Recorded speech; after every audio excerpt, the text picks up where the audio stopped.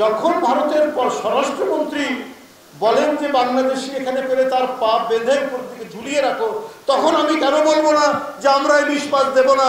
যারা আমাদেরকে এমন হেয় করে, যারা আমাদেরকে কীতদাসের মতো আচরণ করে যে পা বেঁধে উপরে ঝুলিয়ে রাখবে, তখন আমি বলবো তাহলে আমরা ভাই ইলিশ মাছটা কেন দেব?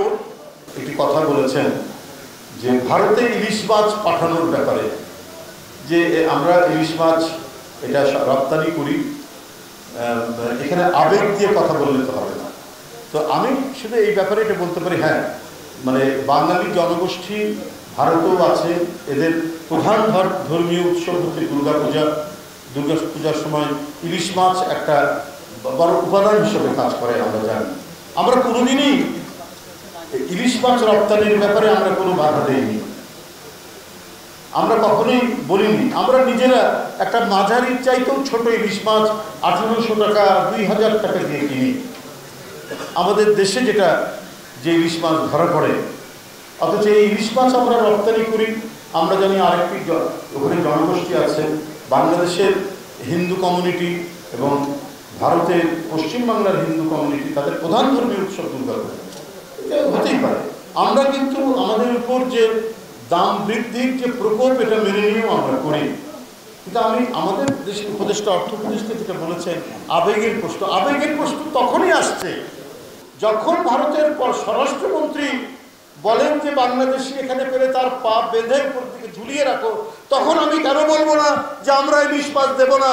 যাদেরকে আমরা নানাভাবেই যাদের শ্রদ্ধা করি, ওদের ধর্মীয় উৎসব, সেই ধর্মীয় উৎসবে শ্রদ্ধা রেখে এই সময় যে ইলিশ মাছ যায় ভারতে, রপ্তানি আমদানি রপ্তানি বাণিজ্য, এটা তো সবসময় হয়ে এসছে। এটা তো প্রাণ আচার, আমাকে একটু দিস। ঠিক যেন ঘরের আচার, প্রাণ আচার। এটা সবসময় হয়ে এসছে, তো সেটা তো সেখানে যেতেই পারে। যখন আপনি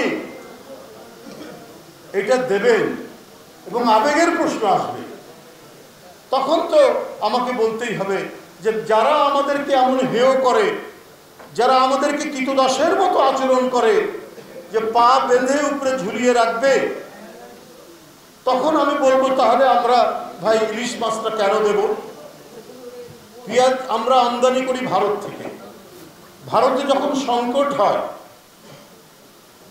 তখন তো তারা পেঁয়াজ রপ্তানি বন্ধ করে দেয়, অথবা এই যে এখনো গতকাল থেকেও তাদের ওখানে সংকট শুরু হয়েছে, তারা শুল্ক রপ্তানির উপর শুল্ক বৃদ্ধি করে দেয়, 40% শুল্ক বৃদ্ধি করে দেয়।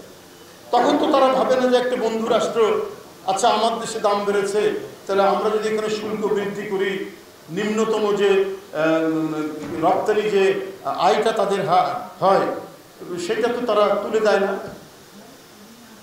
সেটার উপরে তো আরো বেশি তারা অ্যাড করে, যোগ করে। তো তারা তো মানে 1 ইঞ্চি আমাদেরকে ছাড় দেয় না। তো সেই ক্ষেত্রে আমাদের তো বাংলাদেশের মানুষের তো আবেগ থাকতেই পারে। আমাকে যখন হেয় করবে, আমাকে যখন অবহেলা করবে, আমাকে যখন ঘৃণা করবে এবং বাংলাদেশের মানুষের প্রতি যখন ধৃষ্টতাপূর্ণ কথাবার্তা বলবে ভারতের একজন কেন্দ্রীয় এবং প্রভাবশালী মন্ত্রী, তখন আমার তো আবেগ আসবে না। এরা তো আমাদের সাথে বন্ধুত্ব চায় না, জনগণের সাথে বন্ধুত্ব চায় না। এরা বন্ধুত্ব চায় শুধু শেখ হাসিনার মতো একজন ভয়ঙ্কর রক্ত পিপাসী। এরা বাংলাদেশের জনগণকে ওরা পছন্দ করে না।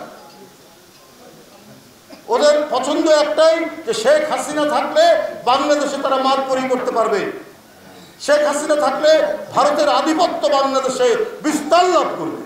এই তখন তো জনগণের মধ্যে আবেগ তৈরি হবে যে ভারত যদি আমাদেরকে দ্বিতীয় শ্রেণীর তাদের নাগরিক মনে করে, তাহলে তো আমাদের আবেগ চরম আকারে ধারণ করবে। বাংলাদেশের মানুষের আবেগ ছিল বলেই তো এখানে বারবার গণতান্ত্রিক আন্দোলনে আমরা বিজয়ী হয়েছি। ওই আবেগ দিয়ে, বাংলাদেশের মানুষের আবেগ ছিলই বলে এক রক্তাক্ত যুদ্ধের মধ্যে দিয়ে আমরা 71 সালে স্বাধীনতা অর্জন করেছি।